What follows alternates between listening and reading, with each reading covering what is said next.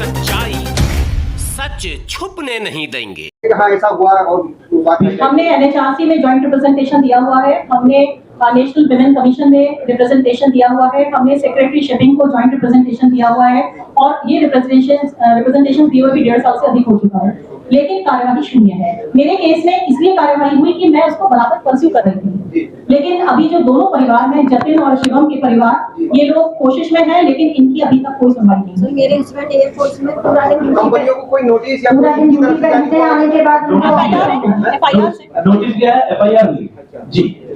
हमें शिकायत है तो अपनी सरकार से शिकायत है। सरकार हमारी सुध क्यों नहीं लेती? शिपिंग मिनिस्ट्री काहे के लिए बनी है? प्रधानमंत्री 20 घंटे काम करते हैं, 20 मिनट हमें देते, 10 मिनट देते। नहीं, जो रेस्पॉन्सिबल अधिकारी हैं उनको अगर आप ज्वाइंट रूप से जाकर मिले, हम लोग 1.5 साल से सेक्रेटरी साहब से अपॉइंटमेंट ले रहे हैं, वो मना कर रहे हैं। अपॉइंटमेंट नहीं देते वो मिले। हम एडिशनल सेक्रेटरी साहब से मिले थे, अपॉइंटमेंट मैंने लिया था, टेलीफोनिकल रिक्वेस्ट किया कि बाकी परिवार भी मेरे साथ आने चाहते हैं, उन्होंने मना कर दिया, बाकी कोई नहीं आएगा। हालांकि फिर भी हम जबरदस्ती गए, हमने अपने MP साहब के माध्यम से पास इशू करा लिए, क्योंकि सेम बिल्डिंग में ट्रांसपोर्ट भवन में ही मिनिस्ट्री ऑफ सरफेस ट्रांसपोर्टेशन है, जिसके ऑनरेबल मिनिस्टर हमारे MP जनरल साहब हैं, और इन्हीं सेम बिल्डिंग में ही शिपिंग मंत्रालय भी है। तो हम उनके माध्यम से घुसे हैं और तब जाकर के एडिशनल सेक्रेटरी से मिले, तो उन्होंने सबसे पहला प्रश्न उनका ये था कि इनको किसने बुलाया? आपको बुलाया था, आप अपनी बात करिए, हम नहीं सुनेंगे, और उसके बाद जाइए कोर्ट में जाइए। हाँ, तो क्या ये माना जाए कि जो जिस फैमिली में भागने दौड़ने वाले या अप्रोच रखने वाले लोग नहीं है, उसके साथ कोई नहीं।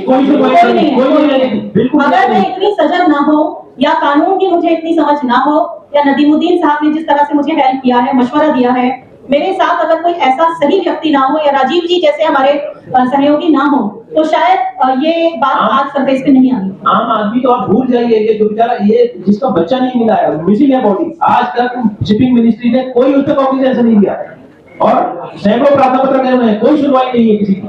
आप उनसे अगर फोन पे भी बात करेंगे, जब 10 दफा फोन करेंगे, 1 दफा उठाएंगे, कहेंगे मैं मीटिंग में हूँ, तो और मीटिंग साल दर साल चलती रहती है। 5 साल से मीटिंग ही चल रही है, आप लोगों को उम्मीद है में खराबी मान जाएगा सरकार देखिए, सारी चीजें जो हैं वो PMO से चलती हैं। अगर PMO ऑफिस जो है सख्त होगा, आम जन की सुनवाई करेगा या सोचेगा कि भाई इस तरह के लगातार मौतें हो रही हैं और हमें इस पे कॉग्निजेंस लेना चाहिए, तो क्या प्राइम मिनिस्टर ऑफिस से कोई गाइडलाइन जारी होगी तो सुनवाई नहीं होगी उसकी, फौरन उस पर कार्रवाई होगी।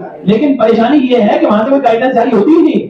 शिप मैनेजमेंट कंपनी भेड़ बकरियों की तरह जो है आम जनता को मार रही है, उस तक पे कोई कॉग्निजेंस नहीं लिया जाएगा, तो किस बात पे कॉग्निजेंस लिया जाएगा? ये बताइए भाई, आप किसी की हत्या किए दे रहे हैं, उसकी कोई सुनवाई नहीं, कोई पोस्टमार्टम नहीं, कोई उसके नियमों का अनुपालन नहीं, तो कहां सुनवाई होगी? किसकी सुनवाई होगी बताइए? मैं मुक्त कंठ से कहना चाहूंगी कि माननीय प्रधानमंत्री जी की सोच अच्छी है, नीति विकास की है, इसमें कोई शक नहीं है। Government is very good, but the only thing is bureaucrats are not cooperating with us. Government खुद नहीं आती, गवर्नमेंट ने इसीलिए एक डिपार्टमेंट क्रिएट किया है कि वो डिपार्टमेंट समस्याओं का निवारण करे, लेकिन डिपार्टमेंट सुनने को राजी नहीं है। तो मेरी जो नाराजगी है वो गवर्नमेंट से बिल्कुल नहीं है।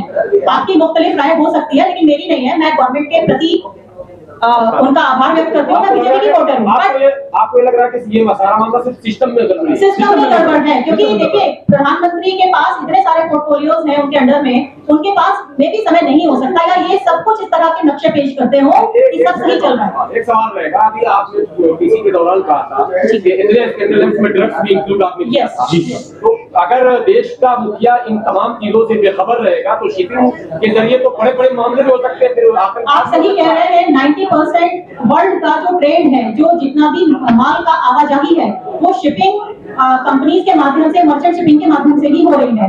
और देश में सबसे बड़ा जो फॉरेन करेंसी आने का माध्यम है वो भी मर्चेंट शिपिंग ही है।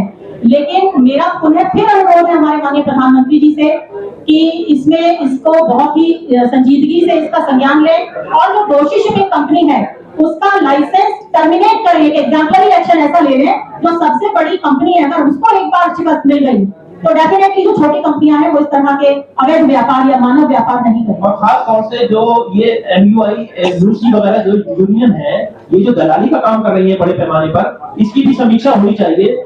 PMO से कम एक ऐसी गाइडलाइन जारी होनी चाहिए कि जितनी यूनियंस हैं ये अपना काम जो है सच्चाई से, ईमानदारी से कर रही है या दलाली कर रही है, इसकी भी समीक्षा होनी चाहिए। इसके समीक्षा अधिकारी कौन है, उन समीक्षा अधिकारियों से रिपोर्ट तलब की जानी चाहिए कि इनके द्वारा जो इलीगल काम किए जा रहे हैं, यानी कि ये देख लीजिए कि जो कॉन्ट्रैक्ट साइन होता है उसमें बीमे के कॉलम में डाल रखा है MUI IBF, यानी MUI को बीमा कंपनी बना रखा है। जब उसमें हमने RTI डाला तो वहां से जवाब आया कि नहीं, हम बीमा कंपनी नहीं है। अब सवाल यह उठता है जब बीमा कंपनी MUI नहीं है तो शिप मैनेजमेंट कंपनी ने अपने कॉन्ट्रैक्ट की कॉलम में जो है MUI IBF कैसे लिख दिया? मतलब इसकी कोई समीक्षा ही नहीं होती। यानी मिनिस्ट्री में जो है सारे सोए हुए हैं। शिपिंग मिनिस्ट्री में क्या करने बैठे हुए अधिकारी कर्मचारी?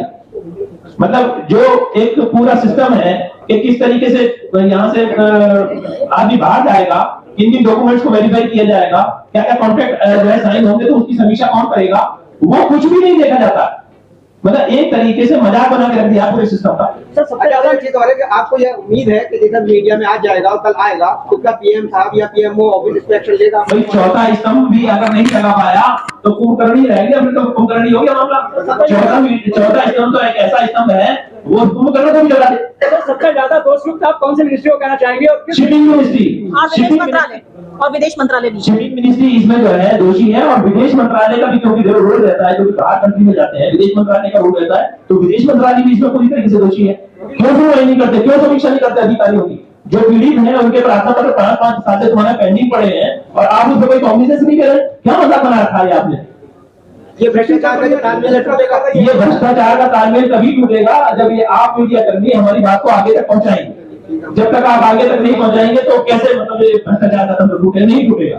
PMO नहीं सुन रहा आपकी बात को। PMO ऑफिस में कई एप्लीकेशन पेंडिंग पड़ी है जिनकी कोई सुनवाई नहीं हो रही है। शिपिंग मंत्रालय आपकी बात नहीं सुन रहा, तो क्या लड़ाई स्टार्ट कर जाएगी? बिल्कुल जाएगी।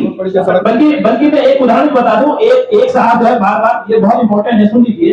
एक साहब जो बार-बार DG शिपिंग मुंबई में जो है फोन कर रहे थे, तो DG शिपिंग जो है वो मतलब परेशान होकर के क्या कहते हैं, वो पूछता है कि साहब मैं आपसे बात नहीं करूं तो किससे करूं, मैं क्या करूं?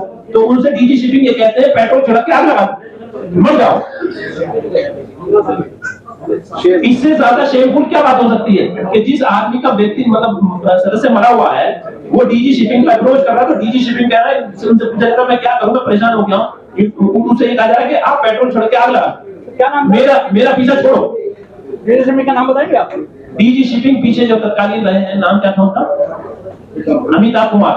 इस दौरान किसी मिनिस्टर से आपके पास आप लोग क्या बात रखने के जो पिछले मिनिस्टर थे शिपिंग मिनिस्टर, उनके पास भी गए, सोनोवाल के पास, और अब वर्तमान में जो है इनके पास। साहब से मैं मिली, मनसुख मांडविया साहब का कहना था आपके हस्बैंड इतनी ही उम्र दिखा के लाए थे, आप जय श्री कृष्णा बोलो और उनकी आत्मा को शांति मिलेगी।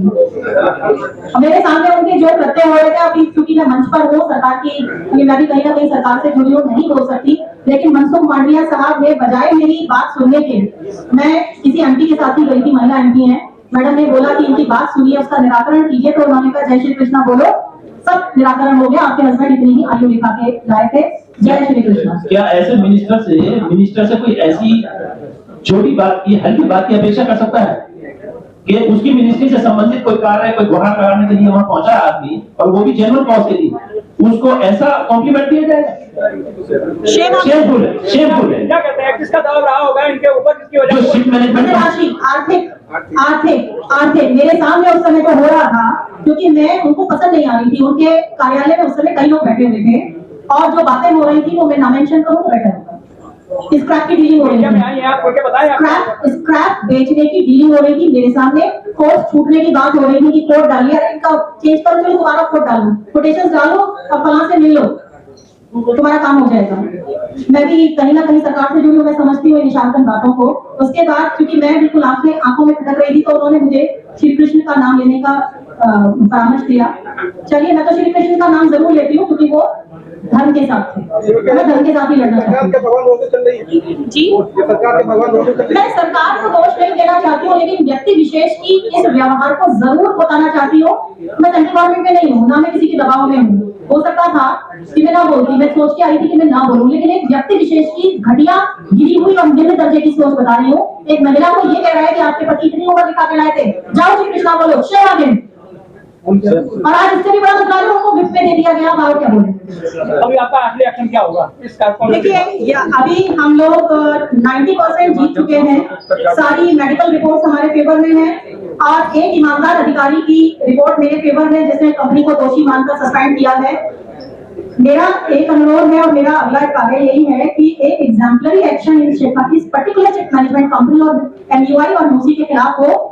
ये मेरा सबसे बड़ा उद्देश्य अब रहेगा। हस्बैंड तो नहीं लौट करके आएंगे, बट कम से कम एक श्रद्धांजलि स्वरूप कम से कम उनकी आत्मा को शांति मिल सके। जो लोग मरे हैं, जो लगातार मर रहे हैं, ये सोच करके आप देखिए, अपनी सोचिए जरा कि अगर आपके परिवार में से एक मरा होता तो आपकी क्या सिचुएशन होती? मरा भी ऐसा नहीं, जवान लड़का, जो जवान बच्चे हैं, 20 साल का 22 साल का बच्चा मर रहा है, और जो अपनी फैमिली में अकेला है, उसके माँ बाप को क्या हालत होगी?